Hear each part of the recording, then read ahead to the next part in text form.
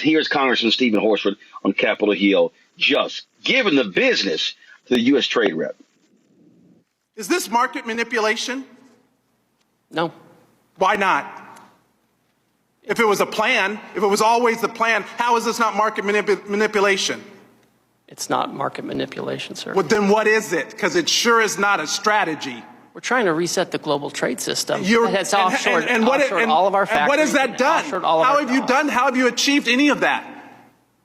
But to enact enormous harm on the American people, which was our concern from the very beginning. Tariffs are a tool.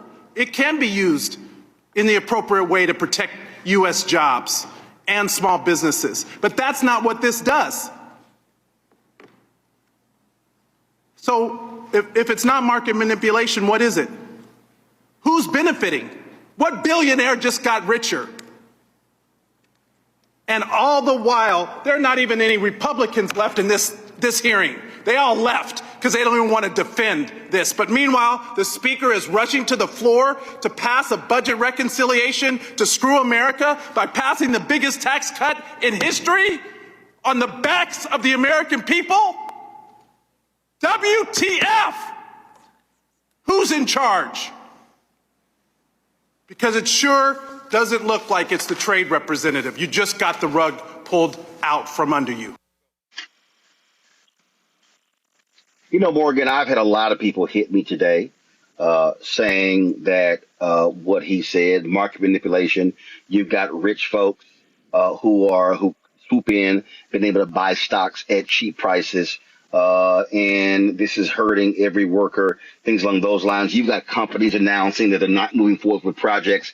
You've got companies, the bank CEOs said a number of people were not moving forward with mergers and acquisitions, and that there is just this massive amount of lack of clarity about what's going on. And Trump's just walking around like, oh, my God, it's great. It's beautiful. He was caught on an open mic just saying, look at how beautiful it is. The market went up 2,500, 3,000 points. That's got to be a record. I mean, this idiot is talking about it's got to be a record. Dude, you caused the crash. You caused the drop. Yeah, and it really does seem like there were certain players that were prepared to take advantage of this moment. So I think market manipulation is an accurate issue for Rep. Horsford to be bringing up, like we saw in that clip, because, yeah, I mean, if certain large, because let's be real, and I think this is another important point, Roland, is who is spending their days trading on the stock market? If you have a 9-to-5 job, like I have, like most of the people in this country, if they're lucky, have that, or else you're running around to 2 different jobs throughout the day, you don't have time to be sitting there monitoring what's happening in the stock market and making individual trades. So most of us, if we are involved in the half of the country that's involved in the stock market, we are passive players in that market. You know, like we have our 401k, we're invested in these index funds, and then we see how it all rolls out. The people that are in the position to trade with this type of speed are large institutional investors in the stock market. And these are the types of entities that are run by people that are likely to be friends with Donald Trump. So if there was market manipulation to be had, those are the types of people that are going to be positioned to take advantage of it. Unlikely that it's going to be your friend down the street that likes to trade occasionally in an individual stock. Let's be real about that.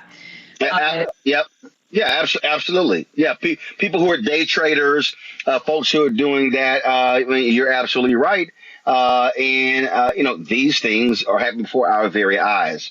The net result to the average, regular, ordinary working day person is that even though with this 90-day extension, what it still is doing, Morgan, is causing massive just unsteadiness.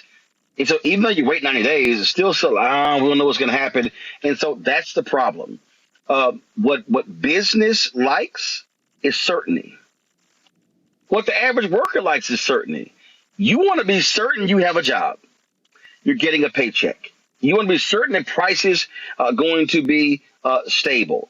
But when you have up, down, up, down, up, down, up, down, it's schizophrenic. And when it's schizophrenic, what do people do?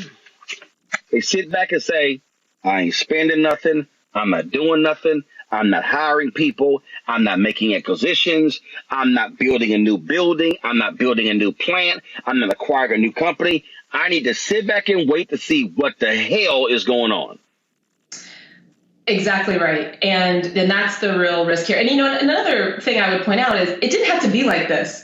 Like we heard from Rep. Horsford, he's acknowledging there's a role for tariffs to play that in a version of this that could support workers, that would be more protective of small business interests, that would be targeted, that would be strategic, that would be methodical, that would be easy for all of us to understand, for the market to understand, that would create more certainty about what's going on.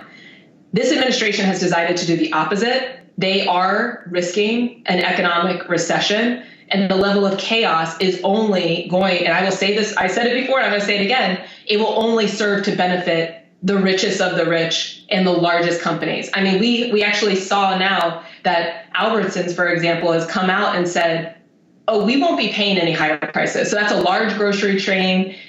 They are able to tell their suppliers, oh, no, we're not absorbing any of this. You guys just have to give us whatever price we want, because they're called, what's known as a power buyer, and they can kind of set those terms. Walmart, kind of similar. You know who can't do that?